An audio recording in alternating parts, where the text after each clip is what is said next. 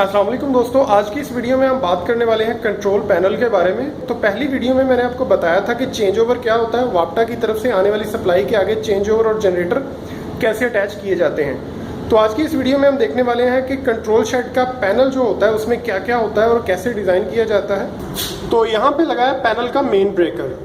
Main breaker में जो supply आ रही है वो आपके चेंज ओवर की तरफ से आ रही है, और यहाँ पे इसकी आउटपुट पे ये 4 पोल ब्रेकर है, 3 फेज 4 पोल ब्रेकर।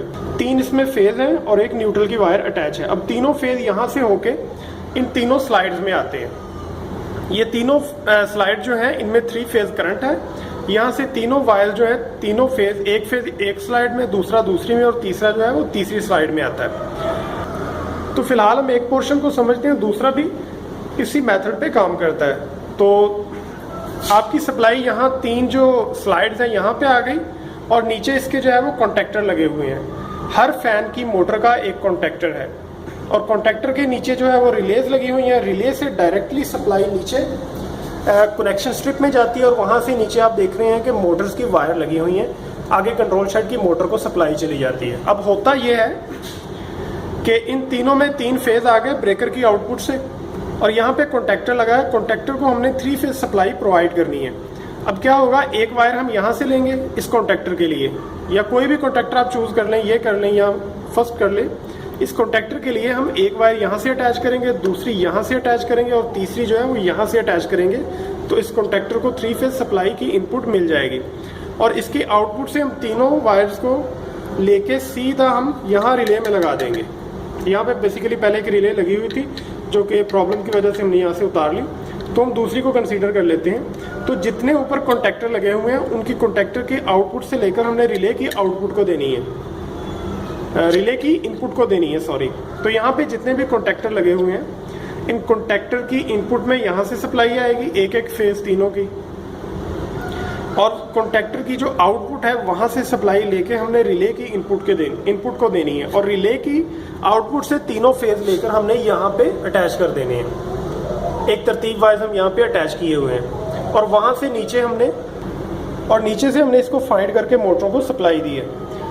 अब होगा ये कि कॉन्टेक्टर में तो ऊपर से सप्लाई आ गई नीचे, और कॉन्टेक्टर से रिले में आ गई, रिले में मोटर में चलेगी, रिले से मोटर में चलेगी। अब कॉन्टेक्टर कैसे ऑन होगा, इसमें दूसरी सप्लाई है 220 वोल्ट की।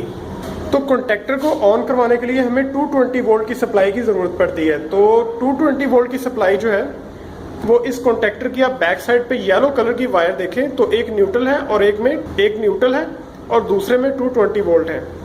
तो यहाँ पे अगर आप देखें तो यहाँ पे कुछ सिलेक्टर स्विच लगे हुए हैं। इसके बारे में पहले मैंने एक वीडियो बनाई थी कि ये कैसे काम करता है, डिस्क्रिप्शन में लिंक मौजूद है, वहाँ से जाके आप उसको चेक कर सकते हैं। तो इसको हम दरमियान में करेंगे तो ये ऑफ हो जाएगा। अगर हम इसको इस साइड पे करते हैं तो ये मैनुअल, और दूसरी साइड पे करते हैं तो ये ऑटो पे काम करता है। तो कॉन्टेक्टर को कंट्रोल किया गया है इन सिलेक्टर स्विच के जरिए। तो इसी तरह अगर हम दूसरे पोर्शन की बात करें तो यहाँ से जो 3 स्लाइड थी, यहाँ पे 3 फेज करंट था, यहाँ से हमने जंपर लेके इन 3 स्लाइड्स में दे दिया, और यहाँ से वही मेथड है कि सप्लाई कॉन्टेक्टर में, कॉन्टेक्टर से आगे रिलेज में, रिले से आगे मोटर्स में। और यहाँ पे हमने ब्रेकर अटैच किए हैं कंट्रोल शेड की लाइट्स को कंट्रोल करने के लिए। लाइट्स के हमने इसमें कुछ स्टेप बनाए हैं, 15, 20 या 30 स्टेप का एक ब्रेकर। उसके बाद अगले ब्रेकर में 15, 20 या 30 जो है वो लाइट्स उसके साथ अटैच की हैं। उसके बाद तीसरे ब्रेकर के साथ 15-20 लाइट अटैच की हैं। तो इस तरह करके ये टोटली जो है वो 9 ब्रेकर है। तो हमने एक फेज 3 ब्रेकर को एक फेज अटैच कर दिया, उसके बाद अगले 3 ब्रेकर को दूसरा फेज अटैच कर दिया, और अगले 3 जो ब्रेकर हैं इनको तीसरा फेज अटैच कर दिया। यानी कि लाइट्स का जो लोड है वो तीनों फेज पे डिवाइड हो चुका है। अब मैं आपको बता दूं कि इसके अंदर जो कंट्रोल पैनल होता है उसका क्या फीचर होता है।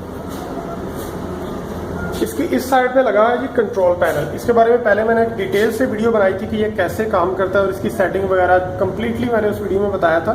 उसका लिंक जो है वो भी डिस्क्रिप्शन में मौजूद है, वहाँ से जाके आप उसको चेक कर सकते हैं। ये 220 वोल्ट की सप्लाई पे ऑन होता है। ऑन होने के बाद इसके अंदर जो है ये जो वायर लगी हुई है, इस वायर में से यहाँ पे जितने भी आपको नज़र आ रहे हैं फैन 1 से लेकर 12 तक ये सारे फेज हैं। यानी कि ये फैन 1 से लेकर 12 तक फेज़ को कंट्रोल करता है। उसके अलावा ये हीटर, कूलिंग, लाइट्स, अलार्म। और यहाँ पे आपको ये जो वायर्स नज़र आ रही हैं इसकी आउटपुट पे, इनमें सभी जो वायर्स हैं उनमें से करंट जा रहा है। और यहाँ पे आप देखें इसके नीचे, तो इस वायर से आउटपुट जा रही है कंट्रोलर की, यानी कि ये जो भी हम इसमें प्रोग्राम करते हैं उसी के हिसाब से ये करंट जो है वो इन वायर से गुजारता है। और ये वायर्स की जो आउटपुट है वो यहाँ पे आ रही हैं, ये वायर्स, ये आप येलो कलर की जो वायर्स देख रहे हैं इसके नीचे ये वाली लगी हुई हैं, वो वायर ये थी जो कि मैंने आपको कंट्रोलर की आउटपुट पे जो वायर लगी हुई है, तो ये इसके नीचे वायर्स आ रही हैं। इनमें फेज आता है, इनमें करंट आता है। जिस तरह आप टेम्परेचर की सेटिंग करते हैं उस सेटिंग के हिसाब से इन वायर्स में करंट आता है, कभी ऑन होता है कभी ऑफ होता है। जिस तरह कंट्रोलर की सेटिंग होती है या टेम्परेचर के अकॉर्डिंग उसी हिसाब से करंट इसमें ऑफ या ऑन होता रहता है। और यहाँ से फेज ऊपर जाता है, ये वायर्स पे नंबर लगे हुए हैं येलो कलर के, और इन वायर से सीधा आ जाता है ये, यहाँ पे ये 12 नंबर लिखा हुआ है, 12, 13 और यहाँ पे ये जो 12 लिखा हुआ है यहाँ पे आ जाता है। और ये बटन जो है ये एक साइड पे हो गया ऑटो और दूसरी पे हो गया मैनुअल, यानी कि यहाँ पे लगी कंट्रोलर की वायर और यहाँ पे डायरेक्टली वायर। जब हम इस तरफ इसको करेंगे तो ये डायरेक्टली लाइट पे ऑफ हो जाएगा, वापटा पे ऑफ हो जाएगा। दूसरी तरफ करेंगे तो ये कंट्रोलर के हिसाब से चलेगा जिस तरह आप इस पर सेटिंग करेंगे। और दूसरे नंबर पे इसकी एक और वायर है, ये वाली वायर है इसकी सेंसर की वायर। इसके साथ 2 सेंसर अटैच किए जाते हैं जो कि यहाँ पे हमें डिस्प्ले शो करवाते हैं। एक सेंसर इस वक्त काम कर रहा है, दूसरा सेंसर जो इस वक्त डैमेज है, ख़राब है, इसी वजह से यहाँ पे OPN लिखा हुआ है। तो इस सेंसर जो है ये डायरेक्टली सीधे यहाँ से वायर अटैच होकर कंट्रोल शेड के अंदर चली जाती है। वहाँ से वो टेम्परेचर को सेंस करते हैं कि आपके कंट्रोल शेड के अंदर कितना टेम्परेचर है, और उसी हिसाब से वो टेम्परेचर को आपके प्रोग्रामर के ऊपर शो करवाते हैं। और आगे से जो प्रोग्राम होता है वहाँ पे हमने सेटिंग की होती है कि हम कितने टेम्परेचर पे कौन सा फ़ैन ऑन करवाना चाहते हैं और कितने टेम्परेचर पर कौन सा फ़ैन ऑफ करवाना चाहते हैं, तो वो ऑटोमेटिकली उसी लिहाज से वर्किंग करता रहता है। तो यही था सिंपल सा एक ओवरव्यू कंट्रोल पैनल के बारे में। जी, तो यहाँ पर मैं आपको थोड़ा सा डायग्राम की मदद से समझाने की कोशिश करता हूँ। तो यहाँ पर एक 2 पोल ब्रेकर है जो कि 220 वोल्ट की सप्लाई है जिसके अंदर, और यहाँ पे हमारा जो कंट्रोलर है इसको हमने 220 वोल्ट प्रोवाइड कर दिए। अब कंट्रोलर जो है वो ऑटो है, वो टेम्परेचर के हिसाब से हमें एक फेज़ देगा जो कि हमने रोटरी स्विच की इनपुट पे लगाना है। यह रोटरी स्विच जो होता है वो एक साइड पे मैनुअल, एक पे ऑटो और दरमियान में ऑफ होता है। फॉर एग्जांपल कि हमने जो 2 वाला पॉइंट है इसको हमने ऑटो कंसीडर कर लिया, और कंट्रोलर के अंदर से जो सप्लाई आएगी वो इस 2 वाले पॉइंट के साथ हमने अटैच कर दी। अब इसका 1 वाला पॉइंट जो है इसको हम मैनुअल कंसीडर करते हैं, तो यहाँ से हमने एक सप्लाई जो है वो कंट्रोलर से पहले निकाल लेनी है, इसको हम मैनुअल कहेंगे। तो निकाल के हमने ऊपर वाले फर्स्ट पॉइंट पे दे दी। अब इस एडजस्टेबल ये जो स्विच है इसके नीचे 2 पॉइंट होते हैं, इनको हमने आपस में जंपर कर देना है। जंपर करने के बाद यहाँ से हमने एक वायर लेके कॉन्टैक्टर की 220 वोल्ट सप्लाई को दे देनी है, और यहाँ पे 3 फेज सप्लाई जो ऑलरेडी मौजूद है वो यहाँ से 3 फेज सप्लाई इस कॉन्टैक्टर में आएगी। कॉन्टैक्टर में आने के बाद वैसे ही इसकी जो आउटपुट होगी वहाँ से हम रिले की इनपुट को दे देंगे, और रिले की आउटपुट से मोटर की इनपुट को दे देंगे।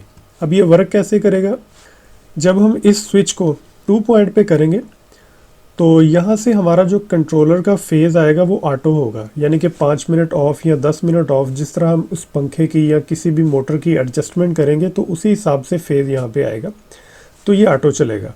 अगर हम इसको मैनुअल यानी कि मैनुअल ऑन करना चाहते हैं कि ये चलता ही रहे या मोटर जो है ये चलती रहे, तो हम इस स्विच को 1 नंबर पे कर देंगे, और यहाँ से डायरेक्ट सप्लाई यहाँ आएगी, और यहाँ से डायरेक्ट सप्लाई जो है ये 220 वोल्ट इस कॉन्टैक्टर को ऑन करवा देगी।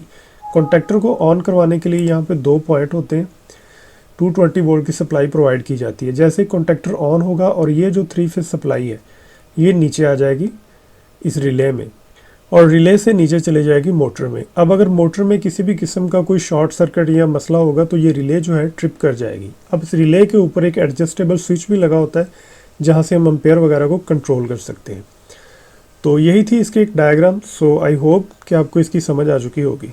आई होप कि आपको ये वीडियो अच्छी लगी, तो इस वीडियो को लाइक कीजिएगा, और इसी तरह की टेक्निकल वीडियोस देखने के लिए हमारे इस चैनल को जरूर सब्सक्राइब करें, ताकि जब भी कोई नई वीडियो अपलोड हो आपको उसका नोटिफिकेशन मिल सके। So thanks for watching this video. Allah Hafiz.